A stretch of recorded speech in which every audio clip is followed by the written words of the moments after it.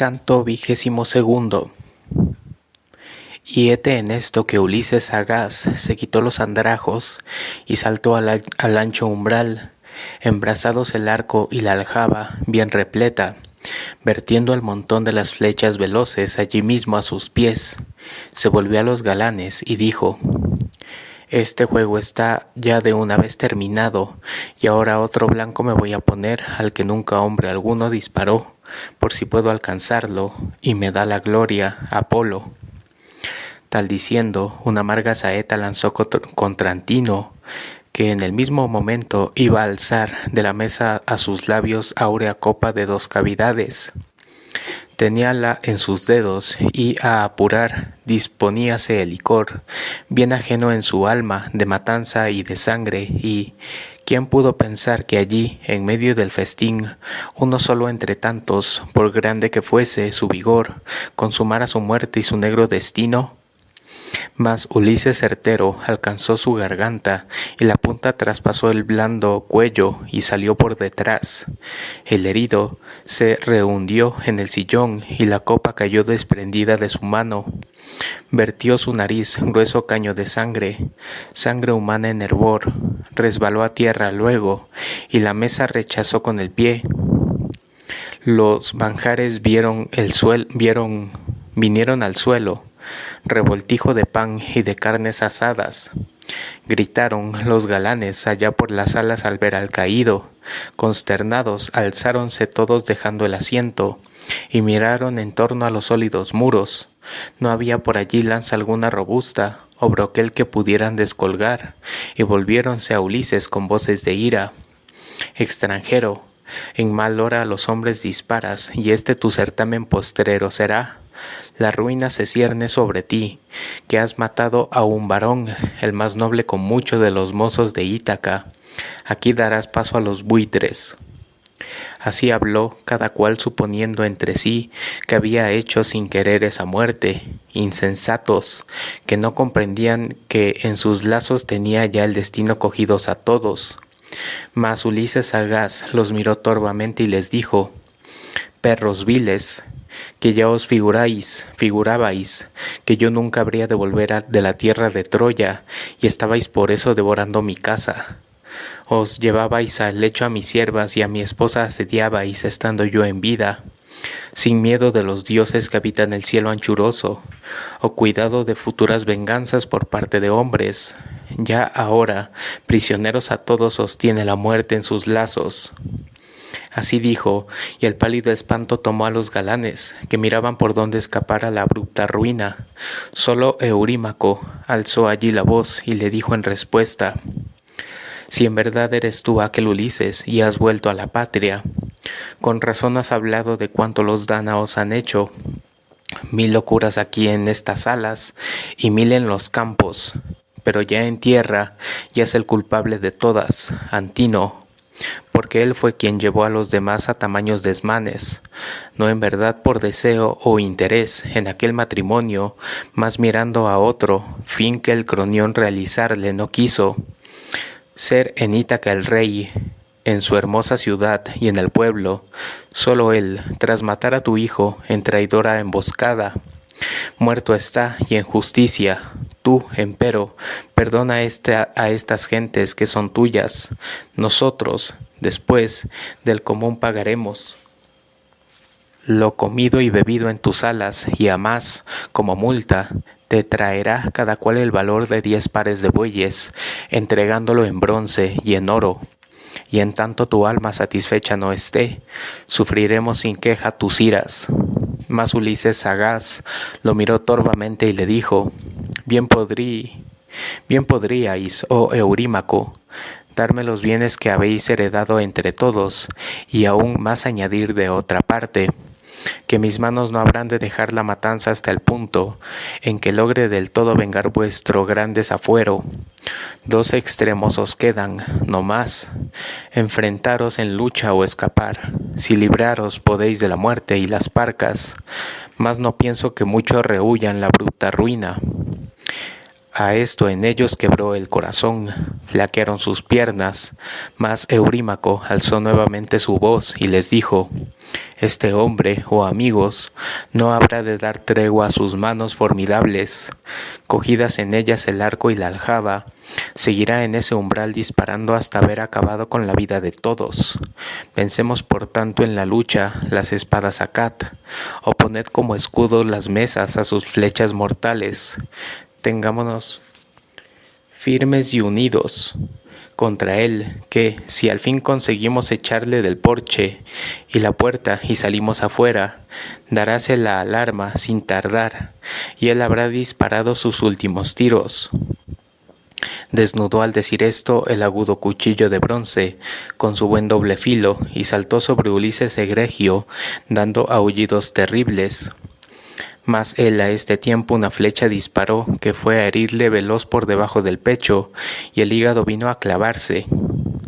Dejando él la espada de su mano caer, vacilante arrojóse a la mesa y arqueósele el cuerpo. Vinieron al suelo la copa de 2 senos y todo el manjar. Con su frente a la tierra golpeaba con congojas de muerte. Sus pies sacudían por detrás el sillón y la niebla vertióse en sus ojos. Hete que Anfínomo entonces marchar contra Ulises glorioso, se le puso delante de un salto sacando la espada, puntiaguda por verle de echar del umbral. Mas en esto, con su lanza broncínea, Telémaco hirióle en el medio de la espalda, hasta hacerle asomar por el pecho. Gran golpe dio, y en la tierra al caer, con la frente de lleno en el polvo.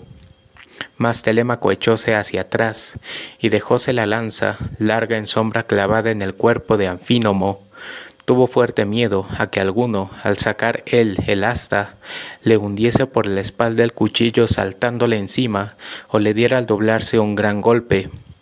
Al momento volvió con su padre, se apostó junto a él y le dijo en aladas palabras: Padre, voy a traerte un escudo y un yelmo de bronce, que ajustando a las sienes te cubra, y 2 picas. Yo mismo me armaré cuando vuelva y daré al porquerizo otras armas, y también al boyero. Es mejor que luchemos armados. Contestando a su vez dijo Ulises, el rico en ingenios: Corre y tráelos en tanto me duran las flechas. No fuere que, quedándome solo, me logren echar de estas puertas. Así dijo, y Telémaco oyendo a su padre, marchóse y pasando a la sala en que estaban sus armas gloriosas, 4 escudos de allí recogió y 8 lanzas más otros 4 yelmos, de bronce con altos penachos de crines. Con su carga en los brazos, bien pronto llegó hasta su padre, y fue él mismo el primero en cubrirse la piel con el bronce. Revistieron después los 2 siervos las armas lucientes, y los 3 rodearon a Ulises, el rico en ardides. Este, en tanto duraron las flechas, seguía haciendo blancos y matando uno a uno en su casa los fieros galanes. Ya sus cuerpos formaban montón, mas he aquí que, tirando sin cesar, le faltaron las flechas al rey, y él, entonces, dio descanso a su arco, dejándolo allá, junto al quicio de la sólida estancia, apoyado en el muro brillante. Protegióse los hombros con un gran escudo de 4 recias pieles. La fuerte cabeza cubrió con un yelmo de cimera, de crin, que ondeaba terrible en lo alto, y empuñó las 2 lanzas robustas con puntas de bronce. Muy cercano al portal de la espléndida sala, a la altura del dintel, se veía en el sólido muro un portillo que salía al corredor, mas cerrábanlo muy fuertes hojas de madera, y Ulises, a más, al egregio porquero, tenía allí colocado en su guarda. No había más salida, y Agelao volvióse a los otros con estas palabras: No habrá, amigos, alguno que suba por ese portillo, salga y hable a las gentes, y extienda entre el pueblo la alarma. Pronto habría lanzado este hombre sus últimos tiros. Mas Melantio, el pastor cabrerizo, dijo en respuesta: No es posible, retoño de Zeus, Agelao, pues da miedo lo cercano que está de la puerta del patio, y la boca del pasillo es angosta en tal modo que un hombre robusto, contener allí a todos podría. Mas ea, del tesoro os traeré con que armaros. Sin duda es él donde esconden de hace tiempo sus armas Ulises y el hijo glorioso. Tal diciendo, Melantio, el cabrero, subió hasta los vanos de la sala, y por ello llegó a los tesoros de Ulises. 12 escudos de allí recogió, 12 lanzas y 12 buenos yelmos, de bronce con altos penachos de crines, y volviéndose a todo correr, se los dio a los galanes. Flaqueó el corazón, le temblaron a Ulises las piernas, cuando vio a aquellos hombres que, puestas las armas, blandían en sus manos los recios lanzones. Muy dura tarea presintió, y a Telémaco dijo en aladas palabras: «Ay, Telémaco, alguna mujer de las muchas de la casa nos prepara una guerra cruel, o quizá es Melantio». Y el discreto Telémaco entonces le dijo en respuesta: «Eso, padre, fui yo quien lo erré, y en verdad ningún otro dio motivo a tal cosa. Dejé sin cerrar la gran puerta del tesoro, entornada no más, y sin duda un espía lo observó más despierto que yo. Pero ve, noble Eumeo, cierra aquello y comprueba si es obra de alguna sirvienta, o, según más bien pienso, traición de Melantio, el de Dolio». De este modo entre sí conversaban, mas hete que a un tiempo nuevamente al tesoro marchaba el cabrero Melantio por más armas. Notó su salida el cabal porquerizo, y volvióse al momento hacia Ulises, que estaba a su lado. «Ah, la Artieda, retoño de Zeus, Ulises mañero, mira allá cómo el hombre ruin que en sospecha teníamos se encamina al tesoro de nuevo. Tú di sin rebozo si tendré que matarlo sin más de lograr dominarlo, o ante ti he de traerlo aquí mismo a que pague los muchos desafueros que osó maquinar en tu propia morada». Contestando a su vez dijo Ulises, el rico en ingenios: «Bien de cierto, Telémaco, y yo mantendremos a raya aquí dentro a los nobles galanes, por grande que sea su coraje. Id los dos y retadle a los pies». Raetad. A ver, déjame, leo bien esta palabra. «Reatadle los pies y las manos por detrás, arrojadle al tesoro y cerradle las puertas, más aún, enlazándole el cuerpo con soga trenzada. Tiraréis hasta hacerle subir por la larga columna a las vigas, que pene, aún en vida, de recios dolores». Así dijo, y sus hombres al punto acataron su orden y marcharon allá. Sin notarlo, Melantio buscaba ya en el fondo del amplio recinto las armas, y ellos, a la entrada uno y otro, quedaron al pie de los quicios. El cabrero Melantio cruzaba el umbral con un yelmo de vistosa cimera en la mano. Llevaba en la otra un escudo bien grande, más viejo y tomado de moho, que Laertes, el héroe, de joven usara, y que entonces olvidado yacía, rasgadas y sueltas sus pieles. Le saltaron encima los dos, arrastrándolo dentro del cabello, y a tierra lo echaron dolido en su alma. Con cruel atadura anudaron sus pies con sus manos retorcidos con fuerza implacable a la espalda, conforme les mandara a la Artieda, el sin par, sufridísimo Ulises.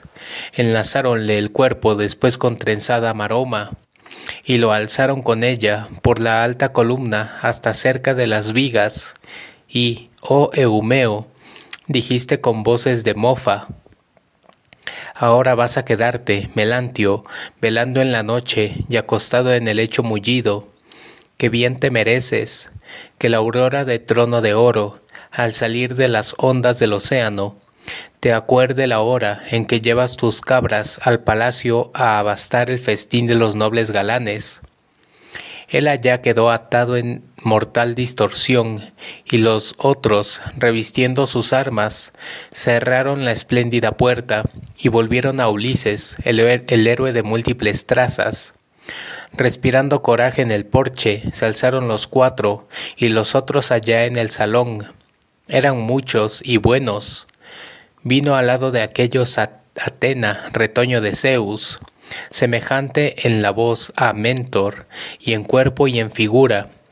Y alegrándose Ulises al verla, le habló de este modo: Dame ayuda en mi trance mortal, oh Mentor, haz memoria del amigo que, igual en edad, tanto bien te hizo un tiempo. Tal habló, mas sabía que era Atena, que salva sus huestes. Los galanes, en tanto, a una voz por la sala gritaban, y a Gelao, el primero, se hiriendo a la diosa, le dijo: Ten cuidado, Mentor, no te lleven los dichos de Ulises a luchar con nosotros, prestándole ayuda, que es este nuestro plan y tendrá, te aseguro, cabal cumplimiento. Una vez que acabemos con ellos, el Padre y el Hijo, tú también serás muerto a su lado, según lo que ahora te propones hacer. Pagarás con tu propia cabeza. Vuestras furias haremos cesar con el filo del bronce, con los bienes de Ulises, después reuniremos los tuyos, cuantos hay en los campos o tienes aquí. Ni a tus hijos dejaremos vivir en sus casas, tampoco a tu esposa, ni a tus hijas andar por las calles de Ítaca. A esto se encendieron las iras de nuevo en el pecho de Atena, y volviéndose a Ulises, le habló con palabras de enojo. No hay, Ulises, en ti aquel vigor ni aquel ánimo entero que, al luchar por la prócer Helena de cándidos brazos, 9 años mostraste en los campos de Troya. Implacable diste muerte a varones sin cuento en terrible pelea, hasta ser conquistada Ilión, la ciudad de anchas calles. Por tu ardid, ¿cómo ahora que has vuelto a tu casa y tus fincas, te hace duelo tener que imponerte a esos fatuos galanes? Pero ponte a mi lado, oh amigo, y observa mi esfuerzo, y en la lucha con esos furiosos verás por ti mismo que Mentor de Alcímida sabe pagar tus favores. Así dijo, mas no le otorgó todavía la victoria, decisiva y total por probar aún mejor los alientos y las fuerzas de Ulises, y al par los del hijo glorioso. Ella entonces de un salto posóse en la viga maestra del oscuro salón, transformada en vulgar golondrina, y a su tropa animaba a Gelao, Damastórida. En ello se le unió a Fimedonte, y con él Demoptólemo, el hijo de Políctor, Pisandro y Eurínomo y Pólibo insigne. Eran 6 los mejores con mucho entre aquellos galanes, que quedaban con vida y luchaban por ella. A los otros los habían abatido ya el arco y las flechas veloces. Y Gelao, volviéndose a ellos, habló de esta suerte: Este hombre, oh amigos, tendrá que dar tregua a sus manos formidables. Mentor se marchó tras unas vanas palabras de ufanía. Ya solos están nuevamente en la puerta del salón, mas no habéis de tirar de una vez vuestras lanzas. Disparemos primero los 6 a ver si hace Zeus que alcemos a Ulises y quede en nosotros la gloria. Una vez caiga él, ¿qué cuidado han de darnos los otros? Así dijo, y lanzaron sus picas con furia, obedientes a su voz, mas frustrólos a todos Atena. Una lanza vino a dar en el quicio del amplio salón, la del otro en la puerta del sólido ajuste, y el asta de fresno de un tercero, pesada de bronces, cayó contra el muro, mas después de escapar a los tiros de aquellos donceles, con los suyos habló el divinal pacientísimo Ulises: Ya quisiera, oh amigos, llegada esta hora, que todos disparéis conmigo a esa turba de mozos que ansía concluir con nosotros después de tamaños agravios. Así dijo, tiraron los 4 las lanzas agudas, apuntando de frente. Alcanzó a Demoptólemo, Ulises, y Telémaco a Euríades. A Élato, el fiel porquerizo, y a Pisandro dio muerte el pastor de los bueyes. A un tiempo en la sala sombría mordieron el polvo los 4 y los otros galanes corriéronse al fondo de aquella. Los de Ulises, saltando adelante, sacaron sus lanzas de los cuerpos. Después los galanes tiraron de nuevo, mas Atena frustró a casi todos. La lanza del uno vino a dar en el quicio del ancho salón, la del otro en la puerta de sólido ajuste, y el asta de fresno de un tercero, pesada de bronce, cayó contra el muro. Con la pica a Telémaco, empero, tocó a Fimedonte la muñeca y su punta arañóle la piel. La lanza de Tesipo, no sé cómo se lee exactamente, ese Tesipo, esquivando por alto el escudo de Eumeo, rasguñóle en el hombro y pasando cayó luego en tierra. Los de Ulises Mañero lanzaron de nuevo sus picas a la turba contraria, y el rey destructor de ciudades con la suya alcanzó a Euridamante. Telémaco a un tiempo derribó a Fimedonte y a Pólibo el buen porquerizo, disparando después el pastor y guardián de los bueyes. Acertóle en el pecho a Tesipo y ufano gritaba: «Maldiciente roín que engendró Politerces». No hay que entregarse a locuras ni hablar arrogancias. Lo justo es dejar la palabra a los dioses que todo lo pueden. Esto es don de hospedaje en retorno a una pata de buey, la que a Ulises mandaste, al ir él mendigando en su casa. Así dijo el pastor de los bueyes rollizos. Ulises la gran lanza embutió al Damastórida en lid cuerpo a cuerpo, y Telémaco al hijo de Evenor. Leócrito el bronce le clavó en el íjar hasta hacerlo salir por la espalda, y él de bruces cayó con la frente de lleno en el polvo. Y hete aquí que su égida alzaba, castigo de hombres, allá arriba en el techo Atenea. Tomó a los galanes el espanto, corrían en la sala cual vacas dispersas por el tábano inquieto que viene sin tregua a hostigarlas en la buena estación al hacerles más largos los días. Y los otros, cual buitres de garras ganchudas, que llegan desde el monte a acosar a las aves del llano, y ansiosas a buscar su venestas, refugio en las nubes, mas ellos las persiguen allá, las asaltan y matan, perdidos todo escape y defensa, y deleita a las gentes la caza. De tal modo, a través de la sala, acababan a golpes con los hombres de a un lado y a otro.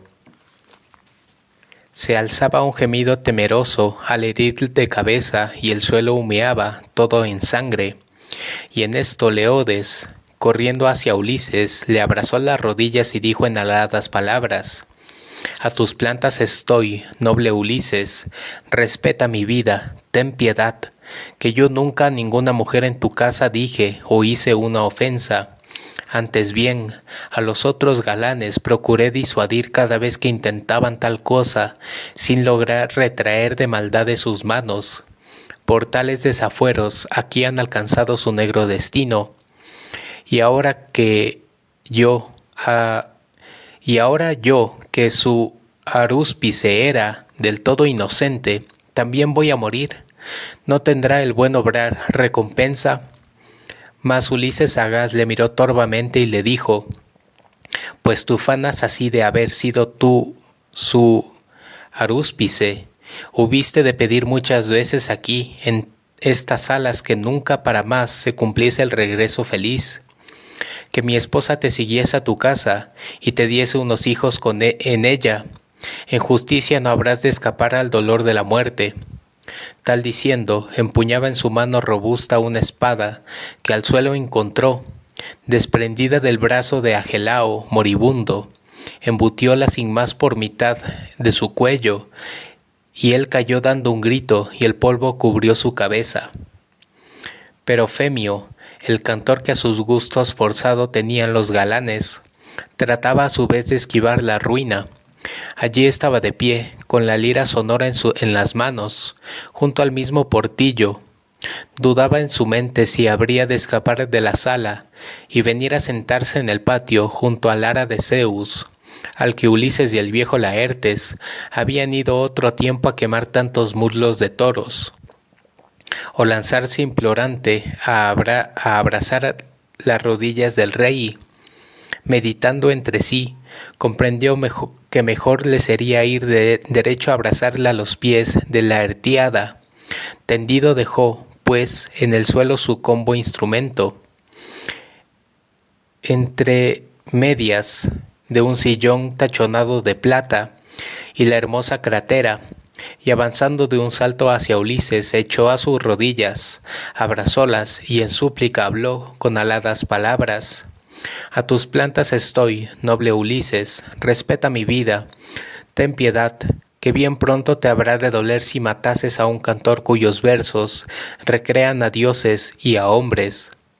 Nunca tuve maestro, y el cielo mis múltiples tonos en la mente me inspira, y aún creo poder celebrarte como a un dios a ti mismo. No quieras cegar mi garganta, que Telémaco, el hijo a quien amas, bien puede decirte que jamás por mi gusto o deseo llegué yo a tu casa a cantar en los muchos festines de aquellos galanes. Con violencia obligábanme a ello, eran más y más fuertes. Así dijo, escuchólo Telémaco, el fuerte y augusto, y al momento volvióse a su padre y le habló de este modo: Tente, padre, y aparta tu espada de un hombre sin culpa, y aún habrá que salvar al heraldo Medonte, que estuvo al cuidado de mí en nuestra casa cuando era yo niño, si es que no lo han matado el porquero o Filetio, o contigo se topó cuando ciego de furia cruzabas la sala. Oyó aquello el discreto Medonte, que estaba debajo de un sillón, encogido y cubierto con una reciente piel de vaca, queriendo esquivar a la parca sombría. Al momento surgió del sillón, se quitó aquel pellejo, a Telémaco vino de un salto, se echó a sus rodillas, abrazólas y en súplica habló con aladas palabras. Ay, querido, heme aquí, tú retente y retén a tu padre, no me mate, en su fuerza sin par, con la punta del bronce, irritado por esos galanes que aquí destruían sus haciendas, y a ti, oh insensatos, trataban sin honra. Sonriéndose Ulises, el rico en ingenios, le dijo: Nada temas, pues éste te dio salvación y rescate, porque sepas por ti y a los otros enseñes que en mucho se aventaja obrar bien a obrar mal. Pero ahora marchaos de la sala y sentaos allá afuera, dejad este sitio de matanza, id al patio los dos, tú y el músico insigne por sus cantos, que yo aún mi quehacer en la casa,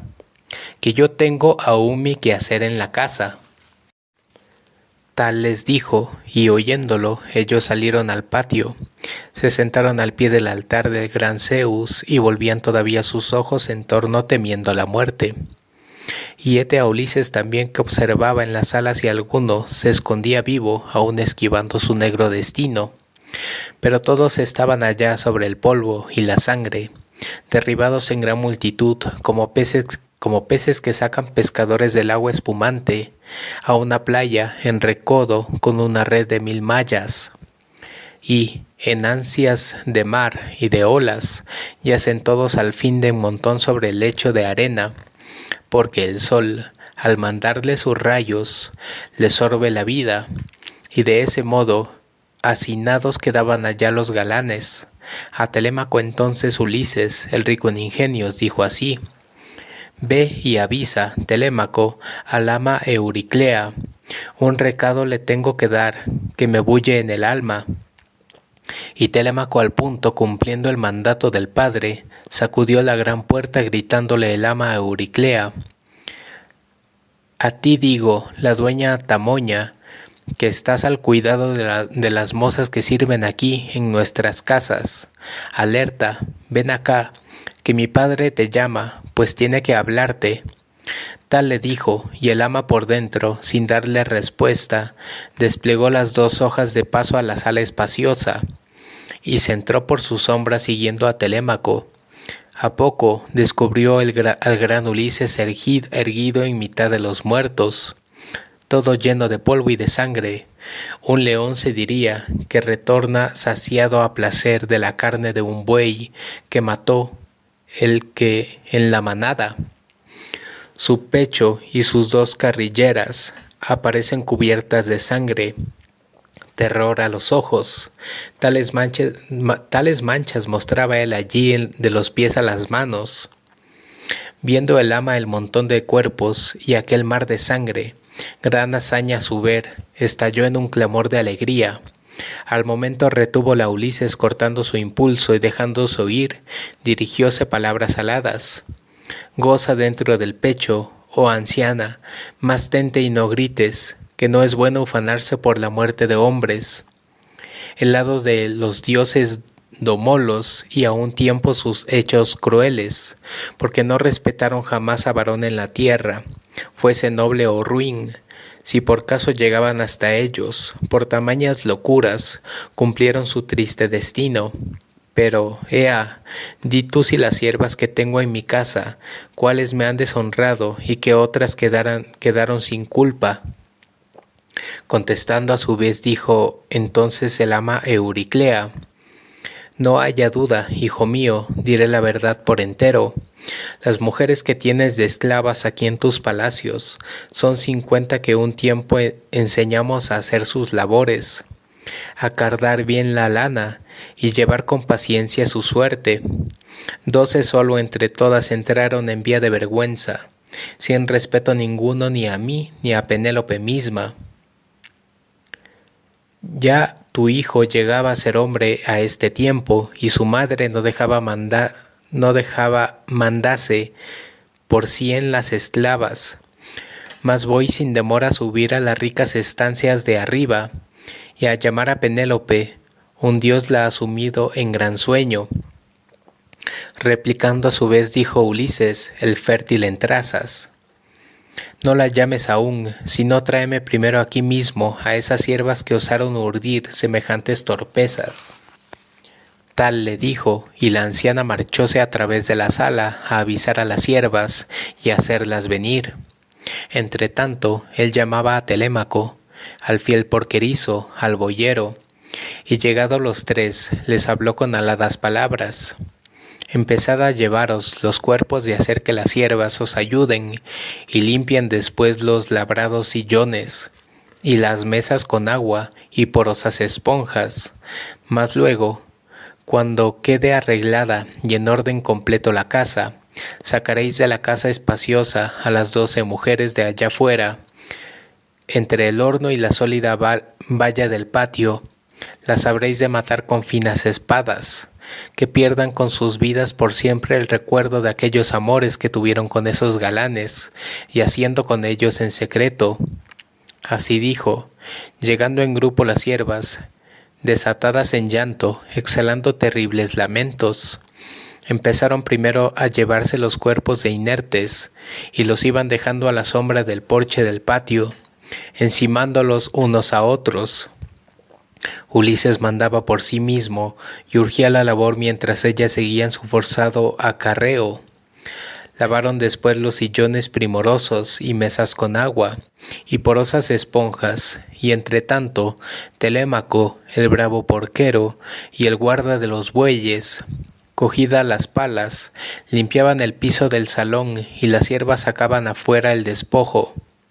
Cuando al cabo la sala quedó toda limpia y en orden, a las siervas hicieron salir del hermoso recinto, la llevaron al paso entre el horno y el muro del patio, y en aquella estrechez la acercaron sin medio de escape, y el discreto Telémaco entonces le dijo a los otros: no daré yo, en verdad, muerte noble de espada a estas siervas, que a mi madre y a mí nos tenían abrumados de oprobios, y pasaban sus noches al lado de aquellos galanes. Tal diciendo, prendió de elevada columna un noble cable de bajel, rodeó el otro extremo a la cima del horno, y estirólo hacia arriba, evitando que algunas apoyase sobre la tierra los pies, como tordos de gráciles alas, o palomas cogidas en lazo cubierto de hojas, que buscando un descanso se encuentran en su lecho de muerte.